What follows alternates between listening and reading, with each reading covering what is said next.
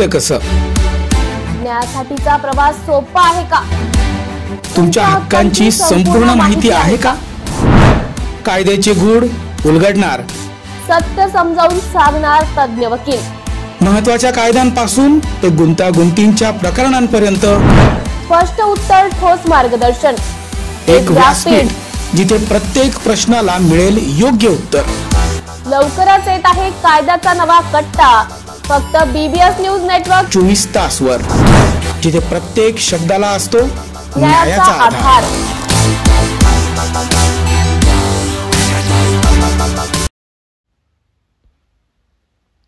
अक्कलकोट तालुक्याला पाणी पुरवठा करणारे कुरनूर धरण 97% भरले. अक्कलकोट तालुक्याला पाणी पुरवठा करणारे कुरनूर धरण हे 97% भरले आहे.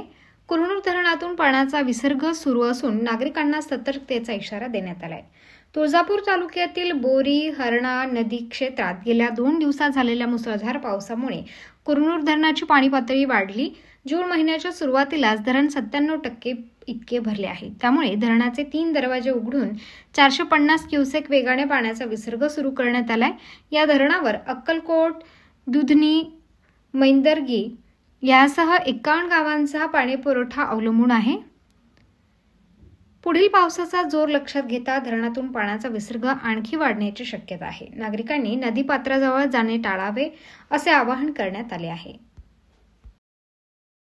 नाशिक महानगरपालिका सार्वजनिक आरोग्य विभागाच्या वतीने जाहीर निवेदन. शहरात वाढत्या तापमानामुळे उष्माघात अर्थात हीट स्ट्रोक होण्याची शक्यता नाकारता येत नाही. अशा वेळी उपचार न केल्यास डिहायड्रेशनमुळे मृत्यू ओढावू शकतो. म्हणूनच वाढत्या तापमानात फार वेळ कष्टाची कामे करणे टाळावे. उष्णता शोषून घेणारे काळ्या किंवा भडक रंगाचे कपडे वापरू नये. पाणी भरपूर प्यावे. बाहेर जाताना गॉगल्स, टोपी, छत्री इत्यादींचा वापर करावा. मळमळ, उलटी, थकवा येणे, ताप येणे अशी उष्माघाताची लक्षणे आढळल्यास त्वरित डॉक्टरांचा सल्ला घ्या. नाशिक महानगरपालिका नाशिकच्या वतीने जनहितार्थ प्रसारित. भंडारा जिल्ह्यात 2 दिवसाआधी ताशी 40 ते 50 किलोमीटर वेगाने आलेल्या सोसाट्याच्या वादळी वाऱ्यासह पावसाने जोरदार हजेरी लावली. पवनी तालुक्यातील मंगेश नखाते या शेतकऱ्याने 3 एकरात कारले लावले. या शेतात त्याला मोठ्या उत्पन्नाची आशा होती. साधारण 1-2 तोडे घेतल्यानंतर 3रा तोडा घेणार त्याआधीच आलेल्या वादळाने मोठ्या डौलाने उभे असलेले कारल्याचे वेल आणि त्याला लागलेले कारले जमीनदोस्त झाले. त्यामुळे शेतकऱ्याचा तोंडाचा घास हिरावल्याने हा शेतकरी मोठ्या अडचणीत सापडलाय. माझे नाव मंगेश मार्कन नकाते आहे आणि हे माझी शेती कारल्याची 3 एकरामध्ये आहे. अधिकच्या वारी पावसामुळे पूर्ण शेती पूर्ण खाली मातीमोल झालेली आहे. त्याच्यामुळे बहुत नुकसान आहे. बहुत संकट आता आहे. आपला खर्च कमीत कमी 3 ते 4-4.5 लाख पर्यंत खर्च झालेला आहे आणि फक्त 1 ते 2 तोडे झालेले आहे तिथं आणि अजून बहुत काही नुकसान आहे. इथं 8-9 लाखाची नुकसान आहे आपली. आरोग्य विभागाच्या वतीने जाहीर निवेदन. शहरात वाढत्या तापमानामुळे उष्माघात अर्थात हीट स्ट्रोक होण्याची शक्यता नाकारता येत नाही. अशा वेळी उपचार न केल्यास डिहायड्रेशनमुळे मृत्यू ओढावू शकतो. म्हणूनच वाढत्या तापमानात फार वेळ कष्टाची कामे करणे टाळावे. उष्णता शोषून घेणारे काळ्या किंवा भडक रंगाचे कपडे वापरू नये. पाणी भरपूर प्यावे. बाहेर जाताना गॉगल्स, टोपी, छत्री इत्यादींचा वापर करावा. मळमळ, उलटी, थकवा येणे, ताप येणे अशी उष्माघाताची लक्षणे आढळल्यास त्वरित डॉक्टरांचा सल्ला घ्या. नाशिक महानगरपालिका नाशिकच्या वतीने जनहितार्थ प्रसारित. मंत्री भुजबळांचा महापालिकेच्या अधिकाऱ्यांवर संताप. मंत्री छगन भुजबळांनी महापालिकेच्या अधिकाऱ्यांना सुनावले खडेबोल. शहरातील मुख्य चौक असलेल्या मुंबई नाका परिसरातील अतिक्रमण आणि विद्रुपीकरणावरून भुजबळ आक्रमक. सांगून देखील अधिकारी ऐकत नसल्याने भुजबळांनी अधिकाऱ्यांना झापले. मंत्री छगन भुजबळांकडून नाशिकच्या द्वारका सर्कलची पाहणी. शहरातील वाहतूक कोंडी फोडण्यासाठी द्वारका सर्कल कमी करण्याची सुरू आहे काम. या पाहणी दरम्यान अधिकाऱ्यांना भुजबळ यांनी धरले धारेवर. द्वारका सर्कल मुळे गेल्या दिवसांपासून होत आहे वाहतूक कोंडी. नाशिक महानगरपालिका सार्वजनिक आरोग्य विभागाच्या वतीने जाहीर निवेदन. शहरात वाढत्या तापमानामुळे उष्माघात अर्थात हीट स्ट्रोक होण्याची शक्यता नाकारता येत नाही. अशा वेळी उपचार न केल्यास डिहायड्रेशनमुळे मृत्यू ओढावू शकतो. म्हणूनच वाढत्या तापमानात फार वेळ कष्टाची कामे करणे टाळावे. उष्णता शोषून घेणारे काळ्या किंवा भडक रंगाचे कपडे वापरू नये. पाणी भरपूर प्यावे. बाहेर जाताना गॉगल्स, टोपी, छत्री इत्यादींचा वापर करावा. मळमळ, उलटी, थकवा येणे, ताप येणे अशी उष्माघाताची लक्षणे आढळल्यास आढळल्यास त्वरित डॉक्टरांचा सल्ला घ्या. नाशिक महानगरपालिका नाशिकच्या वतीने जनहितार्थ प्रसारित. शेतकऱ्यांच्या कर्जमुक्तीसाठी मोठं आंदोलन उभं करणार असून सरकारनं शेतकऱ्यांच्या प्रश्नांची दखल घ्यावी, अन्यथा शेतकऱ्यांच्या आंदोलनाचा आगडोंब उसळेल असा इशारा क्रांतिकारी संघटनेचे नेते रविकांत तुपकर यांनी राज्य सरकारला दिला आहे. सरकार काय निर्णय घेईल नाही. मी स्वतः बच्चूभाऊ कडूंच्या अन्नत्याग आंदोलनाला भेट देऊन आलो आणि क्रांतिकारी शेतकरी संघटनेच्या वतीनं पाठिंबा डिक्लेअर करून आलेलो आहे. आणि शेतकऱ्यांच्या प्रश्नावर कुणी भांडत असेल तर त्याच्या पाठीशी उभं राहणं हे आमचं कर्तव्य आहे. शेवटी आमच्यासाठी प्रश्न महत्त्वाचे आहेत. आज गेल्या महिनाभरापासून मी स्वतः महाराष्ट्राचा दौरा करतोय. तब्बल 20 जिल्ह्यांचा दौरा करून मी आज भोकरदनमध्ये आलेलो आहे. आज या परिसरामध्ये मी शेतकऱ्यांच्या भेटीगाठी घेतोय. आम्ही ठिकठिकाणी मेळावे घेऊन शेतकऱ्यांना उद्युक्त करतोय लढण्यासाठी, भांडण्यासाठी. आणि एखादी लढाई मोठी लढायची असेल तर सैन्याची मानसिकता तयार करावी लागते, किंबहुना युद्धासाठी सैन्य तयार करावं लागतं. तर हे सैन्य तयार करण्याचं काम सुरू आहे. लवकरच शेतकऱ्यांच्या कर्जमुक्तीसाठी या महाराष्ट्रात भूतन भविष्याती असं आंदोलन उभं राहील. आणि महाराष्ट्रातल्या शेतकऱ्यांनाही माझी विनंती आहे की शेतकऱ्यांना एकजूट व्हा आपल्या हक्कासाठी. आम्ही काही भीक मागत नाही आहोत सरकारकडं, तर आम्ही हक्काची कर्जमुक्ती मागतोय. कारण सरकारच्या चुकीच्या धोरणामुळे आमच्यावर कर्ज झालेलं आहे. आणि आमच्यावर कर्ज झालं हे तुमच्या धोरणाचा परिणाम आहे. त्यामुळे आम्हाला कर्जमुक्त करणं ही सरकारची जबाबदारी आहे. 6.5 लाख कोटीचं कर्ज उद्योगपतींचं जर केंद्र सरकार राईट ऑफ करू शकतं तर शेतकऱ्यांचाही उद्योग तोट्यात गेला, मग आमचं कर्ज सरकार माफ का करू शकत नाही, हा सरकारला आमचा प्रश्न आहे. दिलेलं आश्वासन पाळत सरकारनं शेतकऱ्यांना कर्जमुक्त केलं पाहिजे. सोयाबीन कापसाला प्रति क्विंटल 3,000 रुपये भाव फरक दिला पाहिजे, जो शब्द सरकारने दिला होता. आणि हक्काचा पीक विमा दिला पाहिजे. अनेक शेतकऱ्यांचं नुकसान होणे त्यांना पीक विमा मिळाला नाही. आणि अनेक ठिकाणी बोगस शेतकरी दाखवून अधिकारी कर्मचाऱ्यांनी विमा कंपनीकडून आणि सरकारकडून नुकसान भरपाई लाटलेली त्या अधिकाऱ्यांवर, कर्मचाऱ्यांवर कारवाई झाली पाहिजे, ही मागणी आहे. जंगली जनावरांचा आम्हाला प्रचंड त्रास होतो शेती पिकांना, तर त्यासाठी शेतीला मजबूत कंपाऊंड करून द्या. शेतमजुरांना विमा सुरक्षा द्या. अशा अनेक मागण्या घेऊन, आणि अवकाळी पावसाने जे नुकसान झालं त्याची नुकसान भरपाई द्या. पीक कर्ज पेरणीच्या पूर्वी शेतकऱ्यांच्या हातात पडलं पाहिजे. अशा सगळ्या मागण्या घेऊन हे आंदोलन आम्ही करतो आहे. सरकारने जर का दखल घेतली नाही तर या महाराष्ट्रामध्ये शेतकऱ्यांच्या असंतोषाचा आगडोंब उसळल्याशिवाय राहणार नाही, हे सरकारने लक्षात ठेवावं.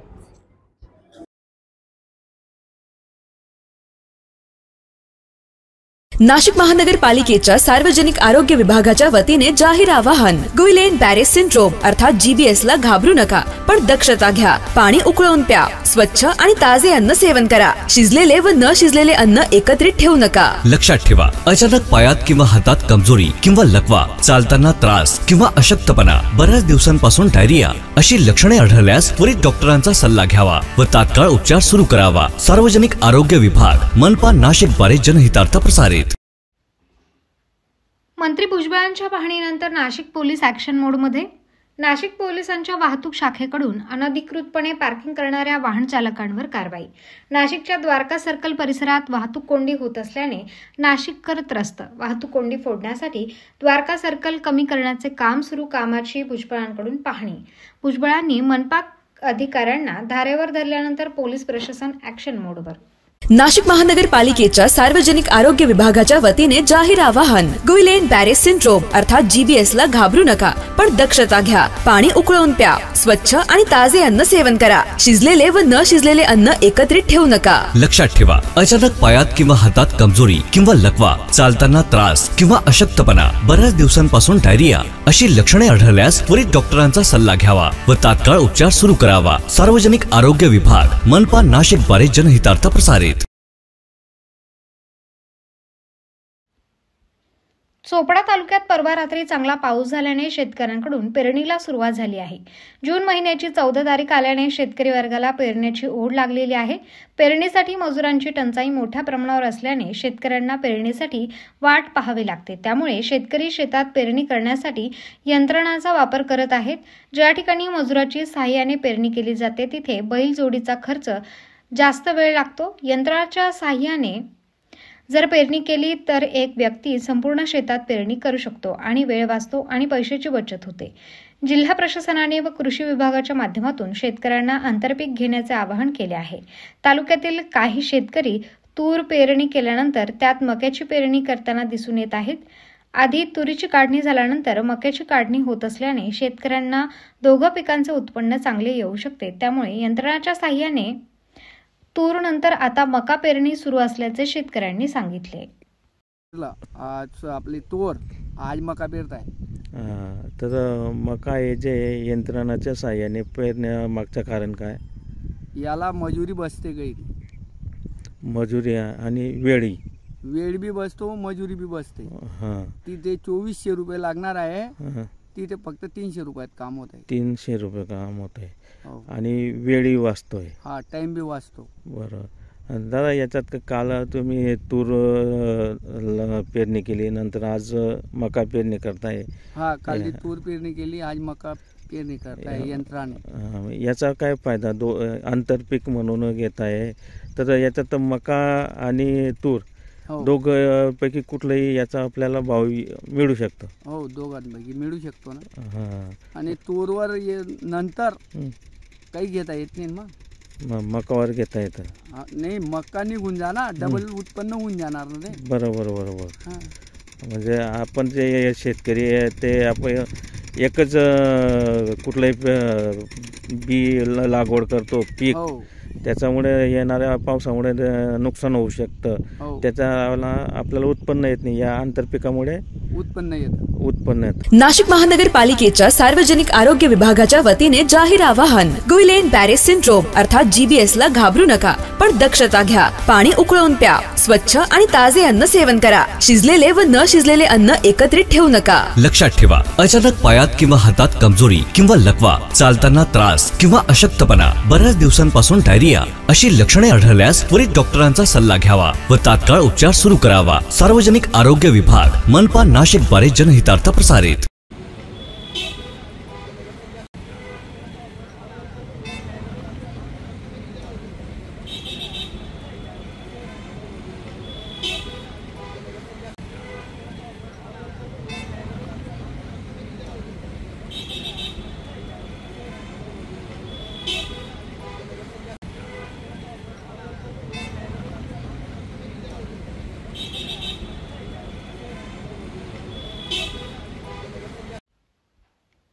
बुलढाणा जिल्ह्याच्या मेहकर तालुक्यातील वेणी गावामध्ये दलित समाजाच्या स्मशानभूमीसाठी गेल्या 20 वर्षांपासून 2.5 एकर जमीन समाजाच्या ताब्यात आहे, ज्याची नोंद ग्रामपंचायतला असल्याचे सांगण्यात येत आहे। समाजाने या जागेवर झेंडा लावून कुंपण केले आहे, मात्र सरपंच सचिव यांनी या जागेतील 1 गुंठा जमीन गावातील व्यक्तीच्या नावावर केल्याचा आरोप महिलांनी केला आहे।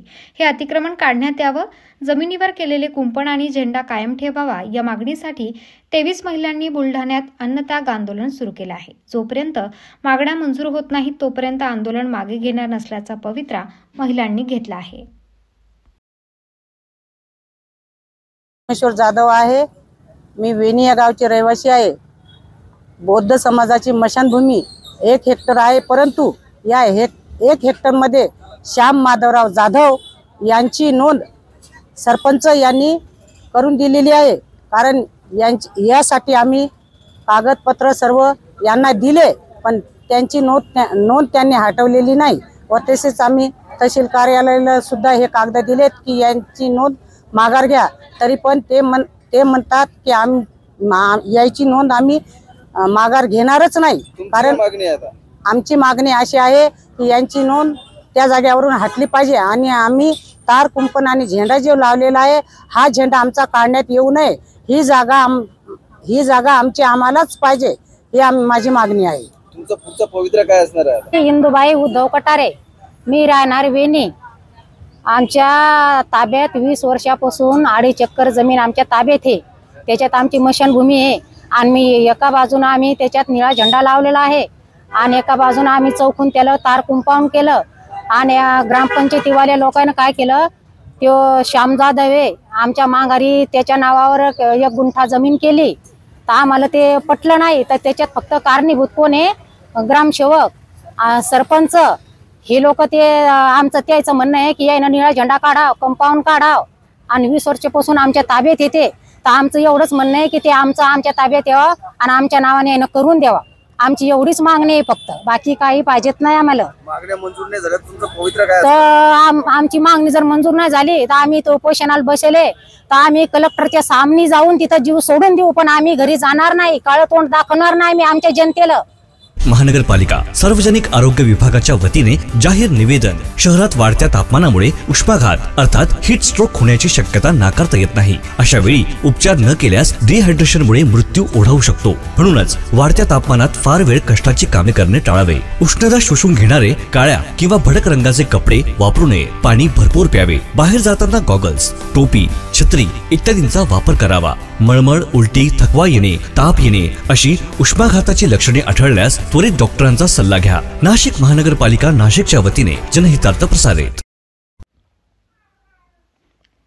द्वारका सर्कलची पाहणी करताना मंत्री छगन भुजबळ यांनी प्रतिक्रिया दिली. पाहुयात सविस्तर. गेले 1-1.5 वर्षापासून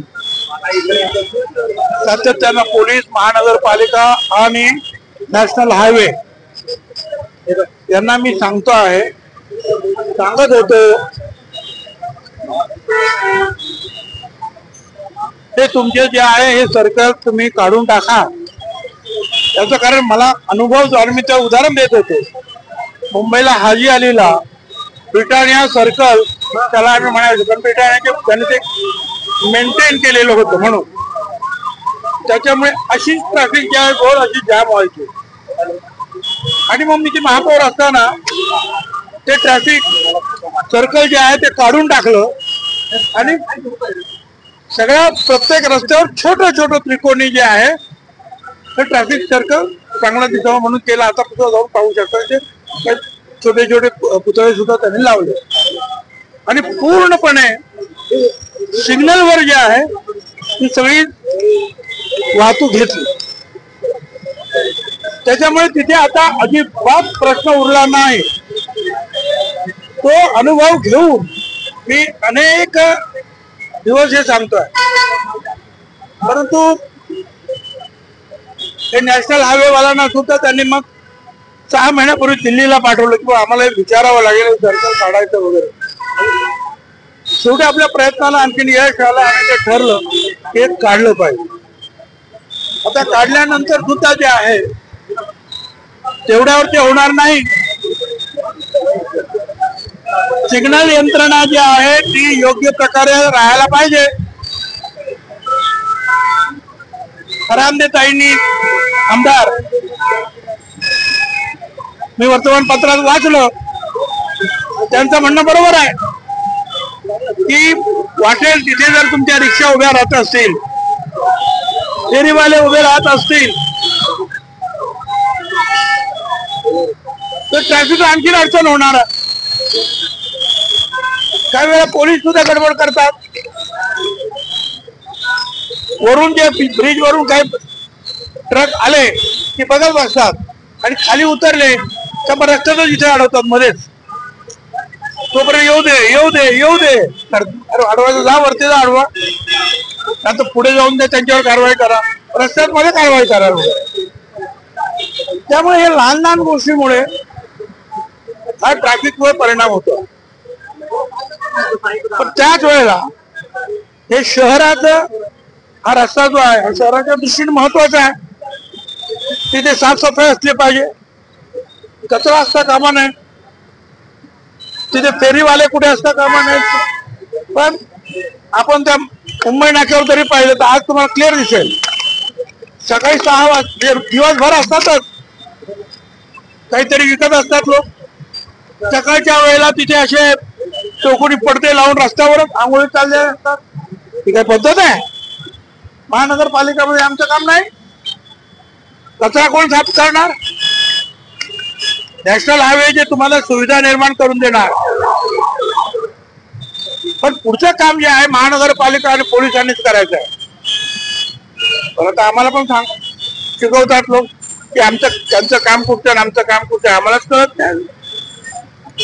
आम्हाला थोडंफार महानगरपालिकेमध्ये 20 वर्ष मुंबईत काम केलेलं आहे, तर आम्हाला आमचं काम नाही.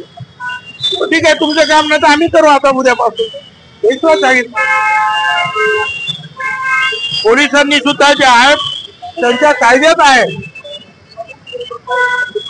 वाहतूक, गाड्यांची वाहतूक आणि प्रवाशांची वाहतूक याला अडथळा आणणारं जे काही असेल ते काढण्याचे अधिकार पोलीस ऍक्ट मध्ये पोलिसांना दिलेले आहे. पोलिसांनी सुद्धा ते काम केलं पाहिजे. पोलीस आणि महानगरपालिका यांनी जे काम केलं तर सगळं बरोबर होईल. आता हे जे सिग्नल जे आहेत, आता 2 दिवसात हे काम होईल. त्याच्यानंतर हे सिग्नल्स लावले जातील. तोपर्यंत पोलिसांना लक्ष द्यावं लागेल. तोपर्यंत 2-3 दिवस नव्हे 1 आठवडा तुम्ही सुद्धा टीका टिप्पणी करणं सोडून द्यायला पाहिजे. अरे काम चालू आहे तर थोडे अडचण होणार. भिवंडी बायपासवर काम चालू, अडचण होते ना. परत एकदा काम सरकार काढले तरी जाम. अरे काय जाम, काम तर चालू आहे बाबा, जरा होऊ दे, पूर्ण सिग्नल बसू दे, मग तुमचं जे आहे ते व्यवस्थित होईल. आणि मग कुठून किती वेळ ते सिग्नल चालू ठेवायचा. हा हायवे जो आहे आपण म्हणतो त्याच्यावर जास्त वेळ चालवावा लागेल. सिग्नल जास्त वेळ, आजूबाजूच्या रस्त्यावर थोडं त्याच्यापेक्षा त्याचा सगळा अभ्यास करावा लागेल. आणि त्याचं एकत्रीकरण किंवा काय म्हणायचं संयुक्तपणे सिंक्रोनायझेशन ते करून जे आहे मग काही दिवसांनी जे अगदी व्यवस्थित हे ट्रॅफिक होईल याची मला खात्री आहे. पण त्यासाठी जे आहे महानगरपालिका आणि पोलिसांनी मदत करायला पाहिजे. नॅशनल हायवे आपलं काम करून आता निघून जाईल. आणि त्यानंतर आपल्या नागरिकांनी सुद्धा हे नियम पाळले पाहिजे. आता तुमचे मोठे ट्रॅक्टर अमुक वाटेल तसे घुसतात, ते होता कामा आणि ते घुसत असतील. CCTV लावून टाका, हे चुकतात त्यांना ताबडतोब फक्त एवढं आधुनिकीकरण झालेलं दंड करा, सगळं बरोबर होईल. पण सगळ्यांच्या असं ना की मनात आलं तर पोलीस आणि महानगरपालिका वाटेल ते करू शकतात. फक्त त्यांनी विचार घेतला पाहिजे की हे माझं काम मी करणार. एवढं जर त्यांनी केलं तर तुम्हाला काही अडचणीचा ह्या रस्त्यावर येणार त्याचं बाकीचं काय सांगत नाही. तर एवढं तरी त्यांनी करावं. काय नाशिक महानगरपालिका सार्वजनिक आरोग्य विभागाच्या वतीने जाहीर निवेदन. शहरात वाढत्या तापमानामुळे उष्माघात अर्थात हीट स्ट्रोक होण्याची शक्यता नाकारता येत नाही. अशा वेळी उपचार न केल्यास डिहायड्रेशनमुळे मृत्यू ओढावू शकतो. म्हणूनच वाढत्या तापमानात फार वेळ कष्टाची कामे करणे टाळावे. उष्णता शोषून घेणारे काळ्या किंवा भडक रंगाचे कपडे वापरू नये. पाणी भरपूर प्यावे. बाहेर जाताना गॉगल्स, टोपी, छत्री इत्यादींचा वापर करावा. मळमळ, उलटी, थकवा येणे, ताप येणे अशी उष्माघाताची लक्षणे आढळल्यास त्वरित डॉक्टरांचा सल्ला घ्या. नाशिक महानगरपालिका नाशिकच्या वतीने जनहितार्थ प्रसारित. उद्योग विषयक एका बैठकीसाठी मंत्री सामंत हे जिल्हाधिकारी कार्यालयात आले होते. ती बैठक संपल्यानंतर ते शालेय शिक्षण मंत्री दादाजी भुसे घेत असलेल्या बैठकीच्या ठिकाणी आले आणि या बैठकीत सहभागी झाले. यावेळी त्यांनी नाशिक जिल्ह्यात शिक्षण विभाग राबवत असलेल्या विविध उपक्रमांबद्दल कौतुकोद्गार काढले. शिंदेगावचे नाशिक महानगरपालिका सार्वजनिक आरोग्य विभागाच्या वतीने जाहीर निवेदन. शहरात वाढत्या तापमानामुळे उष्माघात अर्थात हीट स्ट्रोक होण्याची शक्यता नाकारता येत नाही. अशा वेळी उपचार न केल्यास डिहायड्रेशनमुळे मृत्यू ओढावू शकतो. म्हणूनच वाढत्या तापमानात फार वेळ कष्टाची कामे करणे टाळावे. उष्णता शोषून घेणारे काळ्या किंवा भडक रंगाचे कपडे वापरू नये. पाणी भरपूर प्यावे. बाहेर जाताना गॉगल्स, टोपी, छत्री इत्यादींचा वापर करावा. मळमळ, उलटी, थकवा येणे, ताप येणे अशी उष्माघाताची लक्षणे आढळल्यास त्वरित डॉक्टरांचा सल्ला घ्या. नाशिक महानगरपालिका नाशिकच्या वतीने जनहितार्थ प्रसारित.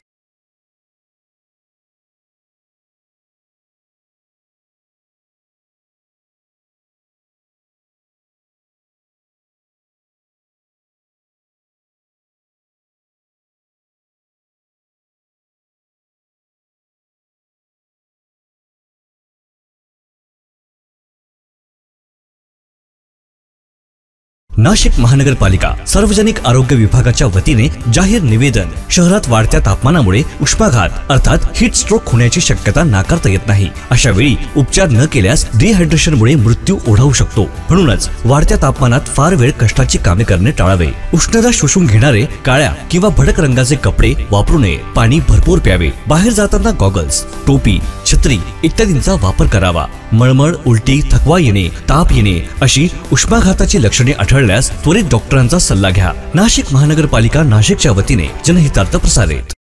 सरपंच बाजीराव जाधव यांचा सत्कार. जिल्हा परिषद शाळेत प्रवेश घेणाऱ्या विद्यार्थ्यांच्या पालकांची घरपट्टी आणि पाणीपट्टी माफ करण्याचा निर्णय शिंदे गावाने घेतला आहे. याबद्दल शालेय शिक्षण मंत्री भुसे आणि उद्योग विषयक एका बैठकीसाठी मंत्री सामंत हे जिल्हाधिकारी कार्यालयात आले होते. ती बैठक संपल्यानंतर ते शालेय शिक्षण मंत्री दादाजी भुसे घेत असलेल्या बैठकीच्या ठिकाणी आले आणि या बैठकीत सहभागी झाले.